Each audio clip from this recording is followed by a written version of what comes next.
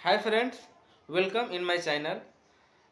From today I decide that कि आज से मैंने डिसाइड किया है कि एक दूसरा टॉपिक पर भी वीडियो बनाया जाए और वो टॉपिक का नाम है जियोमेट्री। रीज़न इज़ दैट इसका कारण यह है कि मैंने ऑब्जर्व किया है और मैं भी जब पढ़ता था 9th-10th में तो मैं ये देखता था कि जियोमेट्री बहुत लोगों को बहुत हार्ड लगता था।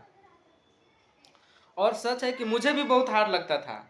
मुझे भी नहीं समझ में आता था ये A B equal to B C, B C equal C D, ये क्या है, कुछ समझ में नहीं, सब आउट ऑफ माइंड जा रहा था। तो मैंने डिसाइड किया है कि आज से मैं ज्योमेट्री के ऊपर भी एक वीडियो का एक सीरीज बनाऊं।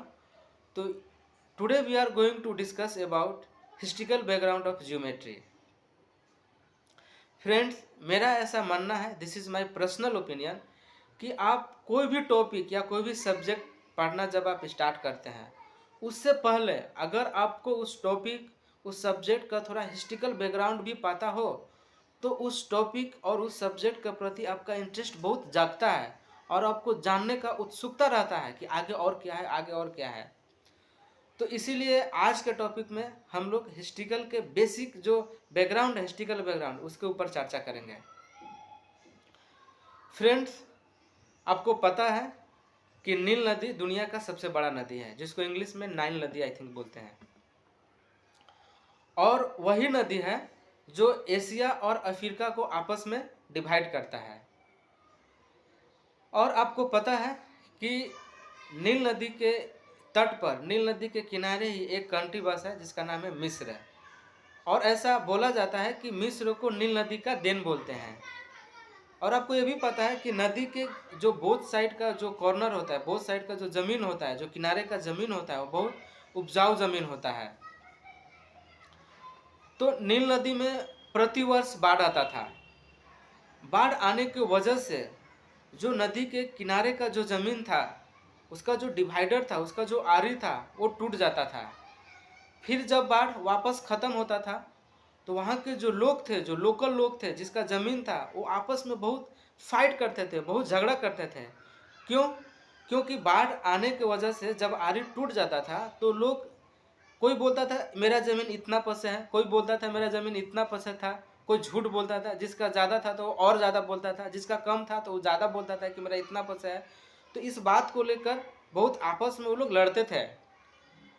और ये जो सिलसिला है लड़ने का, प्रति वर्ष आता था। बाढ़ आता था, आरी टूटता था, फिर बाढ़ जाता था, फिर से आप लोग आपस में लड़ाई झगड़ा करते थे, फाइटिंग करते थे। तो एक साल का बात है कि एक थेल्स नाम का व्यापारी था। वो कच्चा माल के पर्पज से मिस्र देश में आया हुआ था। तो जब वो आया तो क्या देखा कि लोग यहाँ पर आपस में लड़ रहे हैं, आपस में फाइटिंग कर रहे हैं। तो वो पता किया कि भाई आप लोग आपस में क्यों लड़ रहे हो। तो उसको वहाँ के लोगों ने बताया कि सर यहाँ पर जब बाढ़ आता है तो आरी टूट जाता है, और आरी टूटने की वजह से सब, कोई लोग झूठ बोलता है कि मेरा ज़मीन इतना फंसा है, मेरा ज़मीन इतना फंसा है, एग्जैक्ट पता नहीं चल पाता है। तो इसके लिए लोग आपस में हर एक साल ऐसे ही लड़ते रहते हैं। तो जब थेल्स ने ये सुना ना, उसको बहुत मोह लगा, बहुत उसको दया है कि अरे यार ये लोग क्या है, जंगली की तरह आपस में लड़ रहे हैं ज़मीन के लिए। तो फिर उसने ऐसा डिसाइड लिया है, थेल्स ने ऐसा सोचा कि क्यों ना एक ऐसा बेसिक सिस्टम तैयार किया जाए, एक मेजरमेंट का बेसिक सिस्टम तैयार किया जाए जिसके आधार पर हम लोग माप कर बता सकें कि भाई आपका ज़मीन इतना पैसे था, आपका ज़मीन इतना पैसे था। तो इस बात के लिए माने इसको बहुत मोह लगा, और उसने अपना वो जिस पर्पज से मिस्र देश गया था कच्चा माल के लिए, उसने वो वहीं पर उसको सब छोड़ दिया और वापस अपने देश यूनान गया। वो यूनान का था, ग्रीक के था। वो वापस देश अपने यूनान गया और यूनान में जाकर उसने एक कुछ टैलेंटेड लोगों का एक ग्रुप, एक समूह बनाया, और उन लोगों ने मिल के, सब ने मिल के एक रेफरेंस पॉइंट तैयार किया, एक बेसिक ग्रास रूट, जो जिसको प्लेटफॉर्म बोलते हैं, जिसके ऊपर आप खड़ा रहकर एक सोच सकते हैं, उसने उन लोगों ने मिलकर सब तैयार किया। जैसे क्या तैयार किया कि पॉइंट क्या होता है, आकृति क्या होता है, पॉइंट, अबाउट पॉइंट के बारे में पता मतलब बताया, लाइन किसे कहते हैं, लाइन के बारे में बताया। और उन्होंने ऐसा भी आकृति के बारे में बताया कि 3 रेखाओं से खींची हुई आकृति को त्रिभुज कहते हैं, 4 रेखाओं से खींची हुई आकृति को चतुर्भुज कहते हैं। और थेल्स ने तो ये भी बताया कि यदि किसी त्रिभुज में एक भुजा के समानांतर खींची गई रेखा जिन दो भुजाओं को प्रतिच्छेद करती है वो रेखा तीसरी भुजा के समानांतर होती है। तो बाकी आगे का डिटेल में आगे के वीडियो में बताऊंगा त्रिभुज के बारे में। ये अभी मैं हिस्ट्री के बारे में बात कर रहा हूँ। ऐसा थेल्स ने बताया, और थेल्स ने इसका विलोम भी बताया कि यदि कोई छेदी रेखा किसी त्रिभुज के दो भुजाओं को समान अनुपात में विभाजित करती है तो रेखा तीसरी भुजा के समानांतर होती है। और ये जो पाइथागोरस है, पाइथागोरस उसका स्टूडेंट था, उसने भी बोला कि सर पता है आपको कि एक त्रिभुज में अगर एक भुजा का जो एंगल है अगर 90 डिग्री है तो आपको आपने भी पढ़ा होगा पाइथागोरस थ्योरम कि कर्ण का स्क्वायर इक्वल टू आधार का स्क्वायर प्लस लंब का स्क्वायर। मतलब पाइथागोरस ने एक स्टेप आगे जाकर बताया कि सर पता है आपने जो त्रिभुज के बारे में बताया ना अभी, ये थ्योरी दिया थेल्स थ्योरम, तो एक ऐसे भी हो सकता है कि अगर एक त्रिभुज में एक भुजा का अगर कर्ण जो 90 डिग्री है तो उसका कर्ण का स्क्वायर इक्वल टू आधार का स्क्वायर प्लस लंब का स्क्वायर, उसने भी उसका विलोम बताया। तो ऐसा कर करके मतलब उन लोगों ने एक पूरा बेसिक तैयार किया और उन्होंने एक मेजरमेंट सिस्टम प्रक्रिया बनाया और उन्होंने ऐसा मेजरमेंट का एक सिस्टम एक जरिया बनाया।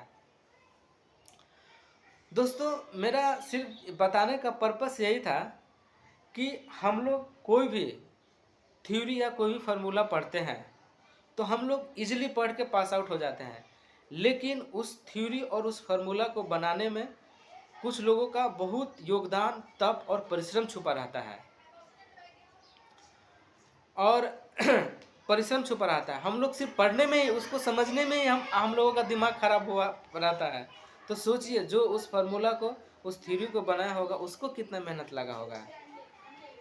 तो गाइस आज के वीडियो में सिर्फ इतना ही। आज के वीडियो में मैंने सिर्फ हिस्ट्री मैंने बेसिक हिस्ट्री के बारे में चर्चा किया, और आगे के जब मैं सीरीज डालूंगा तो हो सकता है ट्रायंगल या वृत्त पर मैं स्टार्ट करूं, और मैं सबका जो बेसिक कंसेप्ट है वो कंसेप्ट के बारे में हम आपको चर्चा करेंगे। आपको कोई डाउट नहीं रहेगा। अगर मैं ट्रायंगल पकड़ा ना तो ट्रायंगल के बारे में जितना भी जो बेसिक कंसेप्ट है वो टोटल में एक्सप्लेन करूंगा विथ क्वेश्चन सोल्व आउट करके भी मैं आपको दिखाऊंगा।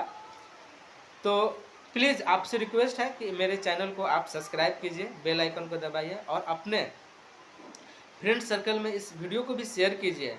स्पेशली अगर आपका घर में कोई बच्चा 9, 10 या 6, 8 में पढ़ रहा है तो उसको आप ये वीडियो दिखाइए ताकि उसको ज्योमेट्री के प्रति इंटरेस्ट जगे। और दोस्त आपको पता है जब मैंने ये सुना ना कि ये थेल्स और ये पाइथागोरस आपके और मेरे जैसे आदमी का नाम था तो मुझे बहुत ही मतलब ऐसा इंटरेस्टिंग, बहुत ही मैं मतलब मोटिवेशन फील किया, बहुत अच्छा लगा मुझे। करे यार मुझे पढ़ना चाहिए, ये तो मेरे जैसा आदमी ने ये थ्योरी को फार्मूला को बनाया है। थेल्स मेरे जैसा आदमी का नाम है, जैसे मेरा अमित नाम है उसका थेल्स नाम है, वो यूनान का था, मैं इंडिया का है, ऐसा है।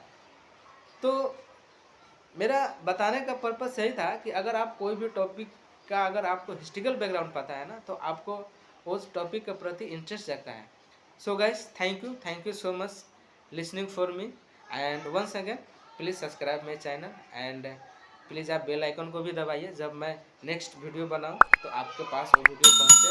और प्लीज़ आप कमेंट कीजिए, लाइक कीजिए, उससे हमको भी मोटिवेशन मिलता है ताकि मैं नेक्स्ट वीडियो बनाऊं। Thank you so much for listening.